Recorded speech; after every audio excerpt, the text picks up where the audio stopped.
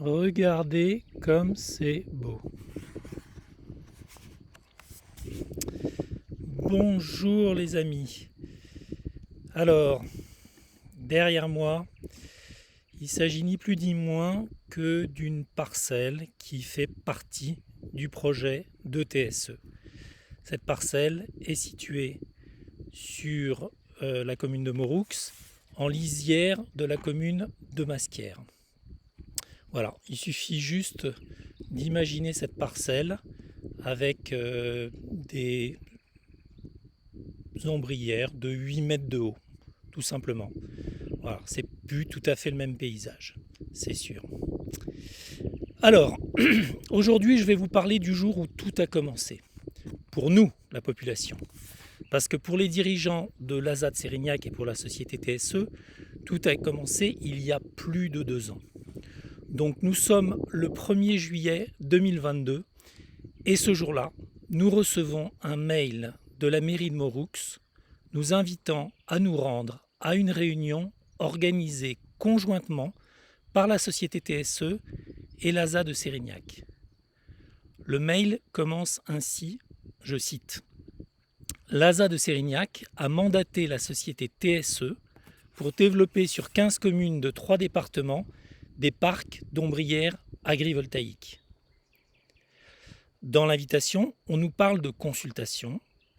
On nous explique que la société TSE sera présente pour répondre à toutes nos questions. Le 7 juillet, la population maurouxoise, inquiète par la nature du projet, se rend massivement à cette réunion. La tension générale est palpable dès le début. Il y a bien un, peut-être deux, représentants de TSE présents à la réunion. Mais ce monsieur ne parle pas. Il refuse de répondre aux questions et se contente de regarder ce qui se passe. Inutile de vous dire qu'il y a un paquet de gens très énervés dans la salle et que le refus de TSE de répondre aux questions qui fâchent ne fait qu'augmenter la tension. Parce qu'il faut vous dire, monsieur, que chez TSE, on ne cause pas. Non, on ne cause pas. Oh, on sait très bien ce qui va se passer. Parce que chez TSE, on est très intelligent. Et que la réaction hostile de la population était plus que prévisible. Or, chez TSE, on n'est pas courageux. On est intelligent, mais on n'est pas courageux du tout. Alors qu'est-ce qu'on fait ? Eh bien, chez TSE, on a de l'argent, beaucoup d'argent. Donc on se paye un lobbyiste. Et voici comment l'interlocuteur de la population maurouxoise, le 7 juillet 2022, devient Philippe Vervier, le patron d'une société qui s'appelle Acceptable Avenir. Mais qui est Philippe Vervier ? Eh bien, pour le savoir, c'est pas compliqué. Il suffit d'aller consulter ce que lui-même a écrit sur son profil LinkedIn. Et oui, c'est magique.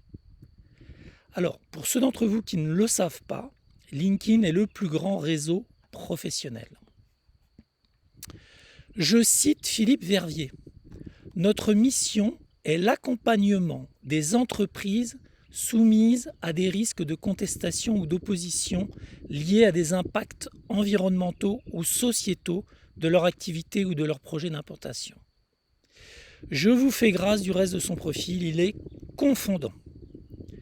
Notez bien que Philippe Vervier a depuis retiré tous les aspects gênants de son profil LinkedIn. Mais heureusement, nous en avons gardé quelques copies, comme ça nous savons à qui nous avons affaire. Philippe Vervier est ce qu'on appelle un lobbyiste. C'est un professionnel pour ne pas répondre aux questions qui fâchent et diriger la contestation dans des directions qui n'ont aucun intérêt. Cela dans le but de noyer son audience.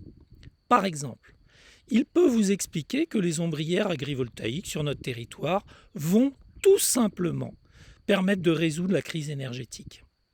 Il fallait y penser. Autre exemple, il nous parle de transparence, mais refuse de répondre aux questions relatives à l'opacité qui a caractérisé le développement de ce projet. Enfin, Philippe Verviers s'invite dans des réunions qui ne sont pas les siennes, dans le seul but de les pourrir en détournant l'attention des participants. Les lobbyistes sont des gens sans aucun scrupule, donc extrêmement dangereux. Ce n'est pas un hasard si TSE a confié sa communication à un lobbyiste. Il nous faut rester particulièrement prudents et ne pas tendre le micro à ce genre d'individus. Je vous remercie de m'avoir écouté et je vous dis à très bientôt.